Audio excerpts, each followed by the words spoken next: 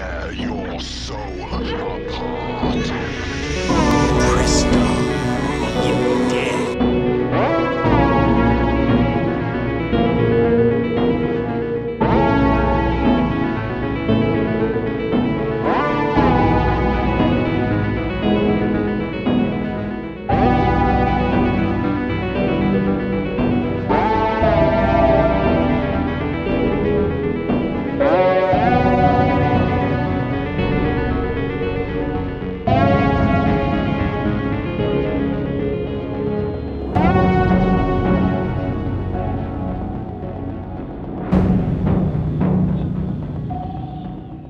Bonjour mes amis, j'espère que vous allez bien. Aujourd'hui, vidéo critique, je vais revenir sur un excellent film d'horreur des années 80 qui m'a traumatisé dans ma jeunesse. Je vais vous parler du film Maniac. Donc, c'est parti.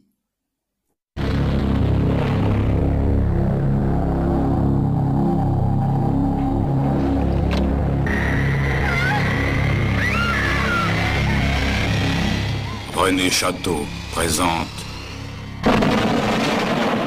Maniac.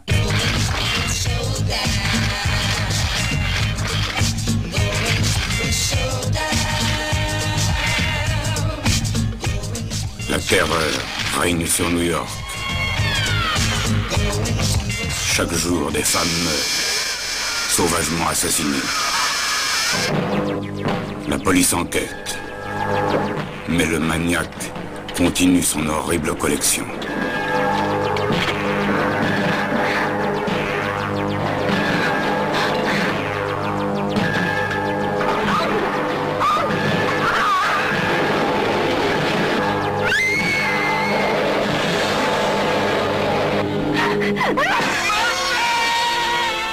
Maniac. Votre vie sera un enfer si le maniaque s'intéresse à vous.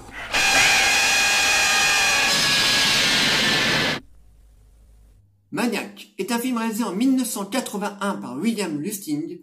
On retrouve dans les rôles principaux Joey Spinell, Gaël Lawrence et Caroline Moreau. Maniac est de loin un des films d'horreur les plus traumatisants de toute l'histoire du cinéma. Je le mets à la même échelle qu'un Massacre à la tronçonneuse ou d'un Exorciste. C'est un film que j'ai découvert en plein milieu des années 80 en VHS en vidéoclub. Je me rappelle, à l'époque, c'était René Château qui avait distribué le film en France. Ils avaient aussi réussi à avoir Massacre à la tronçonneuse et c'était une expérience assez particulière pour moi. J'ai été terrifié par ce film, mais que j'ai adoré.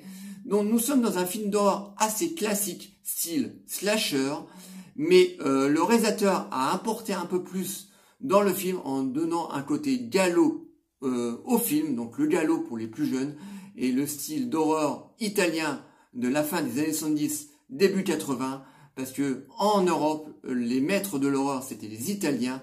Les Italiens avaient complètement révolutionné le genre horreur avec leur galop, donc leur façon particulière de tourner les films d'horreur.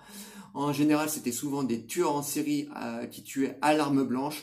On voyait rarement leur visage, on voyait souvent leurs mains gantées, leur façon aussi de filmer avec des coloris assez particulières, vert, orange, enfin une photographie assez poisseuse. Et très rapidement, les Américains, au début des années 80, ont très vite repris le style avec le tout premier Vendredi 13, par exemple, qui était sorti un an avant Maniac. Et donc, Maniac en fait partie. Donc, c'est un film qui m'a profondément marqué parce que déjà, c'est un slasher. Donc, j'aime beaucoup les slashers, mais il a un côté très, très malsain. Donc, nous suivons les aventures de Frank Zito, qui est un tueur en série, qui a été abusé dans sa jeunesse par une mère abusive, donc qui est devenu un tueur en série. Et ce tueur en série n'a pas d'autre choix de errer dans les rues de New York la nuit pour aller chercher des proies, en général très souvent des jeunes filles de 20 ans, étudiantes ou infirmières, pour aller les scalper. Et je peux vous dire que ce film est de loin bien plus terrifiant qu'un film d'horreur de nos jours. Voilà, c'est un film qui est très très malsain, qui a des mises à mort, mais vraiment très graphiques. Je me rappelle à l'époque, c'était le grand Tom Savini qui avait fait les maquillages et les effets spéciaux de ce film, et je peux vous dire qu'il avait fait un travail de d'orfèvre, voilà. On avait énormément de sang, on avait des maquillages plus vrais que nature, vraiment un travail, voilà. Tom Savini à l'époque était un des maîtres en matière de maquillage, voilà. Il y avait 4, 5 autres grands maîtres du maquillage, mais lui, il en faisait vraiment partie. Je le mets vraiment en tête. Vous voyez, par exemple, j'ai un livre sur le grand Tom Savini, avec tous les maquillages qu'il a pu faire dans sa carrière. Donc c'est un ouvrage qui est anglais, donc tout en anglais, mais qui est vraiment très très bon. Et c'était vraiment un maître, hein. Je veux vous dire qu'à l'époque, il faisait, on n'avait pas du tout de CGI, on n'avait pas du tout d'effets spéciaux. Tout était fait en dur, donc on n'avait que des masses en latex avec énormément de sang. Et je peux vous dire qu'il a fait un travail remarquable sur Maniac. Donc on a des meurtres très très graphiques comme ça, ce tueur comme ça qui va séduire, enfin même pas séduire parce que c'est un homme qui est incapable de séduire, mais voilà, qui pourchasse ses victimes dans les rues de New York. Aussi à un moment on a une scène où il pourchasse une jeune fille dans le métro. Donc au début un peu comme Jason, il marche assez lentement comme ça, il les pourchasse. Donc t'as les jeunes filles qui essaient de courir, qui essaient d'échapper à cet homme. Même par moments, on est persuadé qu'ils vont réussir à lui échapper. Et non, pas du tout. À chaque coup, ça finit toujours de la même manière. Il finit par les rattraper et à les tuer d'une manière mais tellement sauvage. Voilà. Au début, on a l'impression qu'il va coucher avec ou qu'il va les violer et il finit par les scalper. Donc il a tout le temps en permanence sur lui un scalpel et on le voit nettement, mais face cam, hein.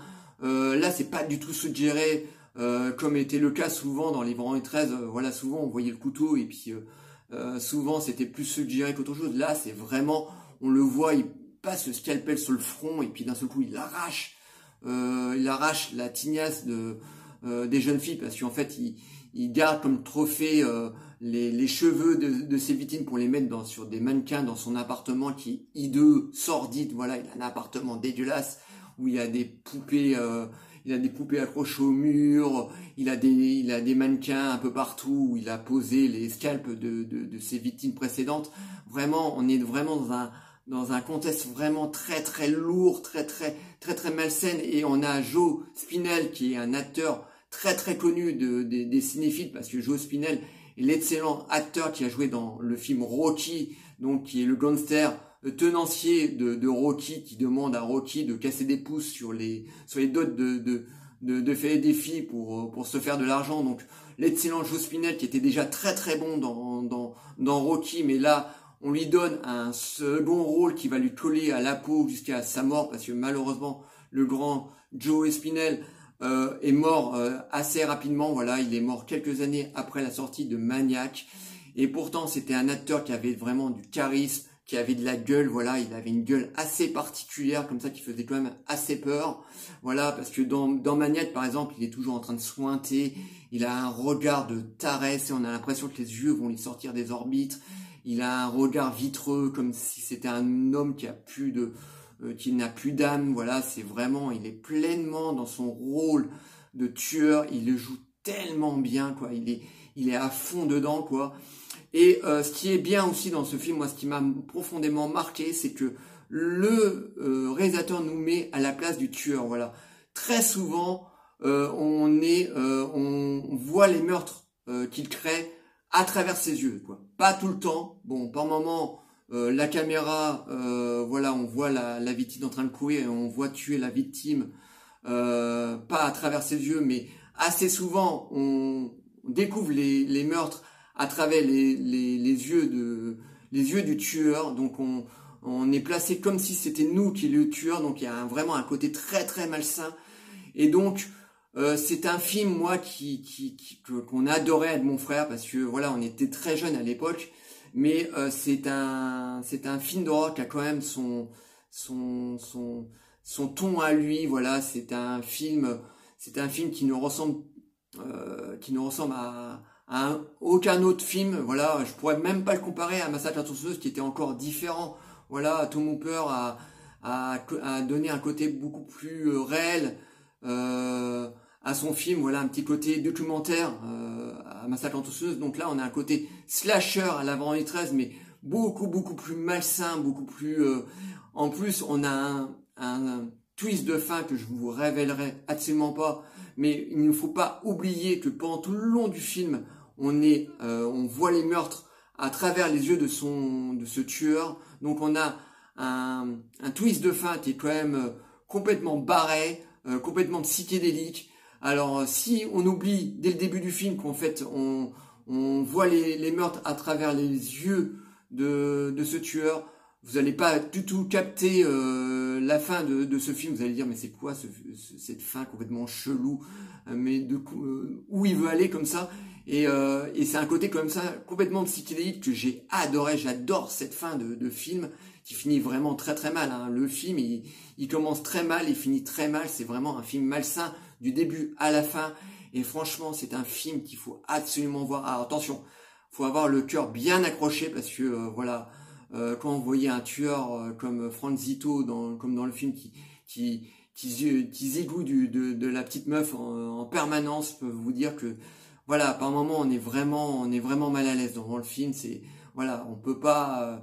Et en même temps, ce qui est assez étrange, c'est que on a un côté de dégoût par rapport au meurtre, voilà, mais en même temps, on a de l'empathie pour le mec parce que à la fois c'est un monstre qui est profondément méchant, voilà, qu'on devrait pas avoir de sentiments pour lui, et on peut avoir que de l'empathie pour lui parce que on apprend assez rapidement dans le film que c'est un mec en fait qui a été maltraité par une mère abusive, qui a été frappé, qui a été violenté par une mère abusive, et le mec en fait il est devenu tueur en série à cause de sa mère, et en permanence tu le vois qu'il est en train de souffrir, qu'il est en train de combattre ces espèces de pulsions, voilà, parce que quand il est en train de tuer ou quand il est en train de pourchasser les jeunes filles dans les rues, dans les rues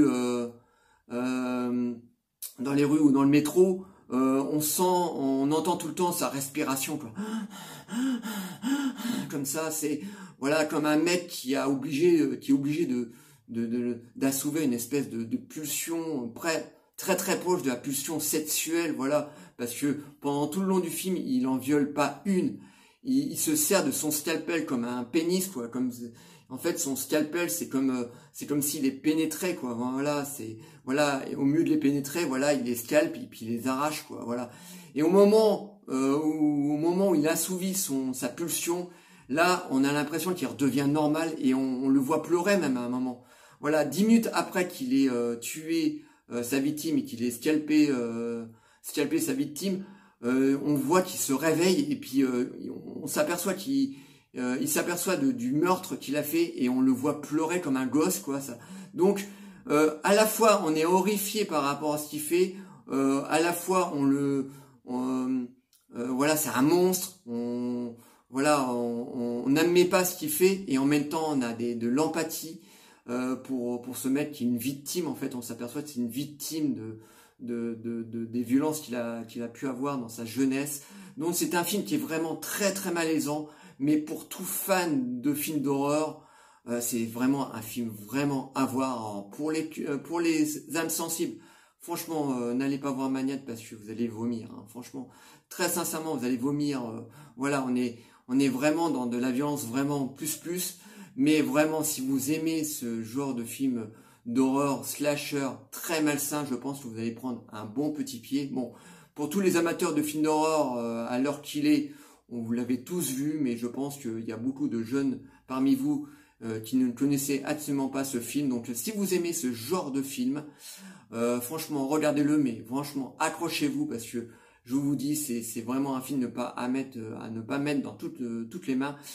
D'ailleurs, ce film a eu droit à un remake en 2012, scénarisé par Alessandro Aja, un très bon le réalisateur, c'est Frank Calfoun, voilà, donc un très bon ami à Alessandro Aja, un très bon remake, voilà, donc qui est pour moi aussi bon que l'original. Bon, je mettrai quand même l'original avant, parce que voilà, c'est la première fois que je découvrais ce film, donc mais le remake est vraiment très bon.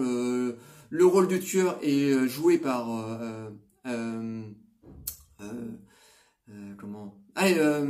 Elijah Wood, voilà, Elijah Wood, j'avais oublié son nom, voilà, Elijah Wood, qui est bien connu des cinéphiles, qui a joué Frodon dans Le Seigneur des Anneaux. Donc au début je me suis dit Elijah Wood dans le rôle d'un tueur en série, waouh, parce que Elijah Wood, voilà, il a un côté quand même, il a un visage quand même assez juvénile, assez beau, voilà, ses yeux bleu azur, voilà, adolescent, voilà, et franchement ça a été un super bon choix de la part d'Aheson Nadja, parce que Aheson Nadja a écrit le scénario du remake de Maniac, et donc c'est un très très bon choix qui est Elijah Wood.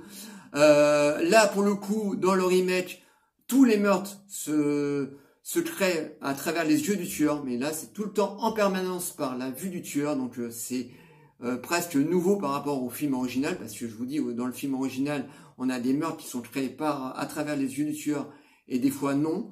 Et là, dans le remake, Aheson Nadja a décidé de placer le spectateur à travers les yeux du tueur, donc c'est un excellent remake. Donc voilà, les deux films se valent vraiment, et en plus ça rend hommage au film de 1981. Donc voilà tout ce que je pouvais dire sur cet excellent film d'horreur, donc je peux que vous le recommander. Attention, accrochez-vous bien, c'est du très très lourd, mais c'est un des films les plus mortels du cinéma d'horreur. Voilà, j'espère que cette petite vous aura plu. Likez, délikez, abonnez-vous. Envoyez-moi des commentaires, dites-moi si vous connaissez déjà Maniac ou si vous comptez le voir, je vous répondrai toujours avec plaisir. Et je vous dis à très très bientôt. Ciao les amis.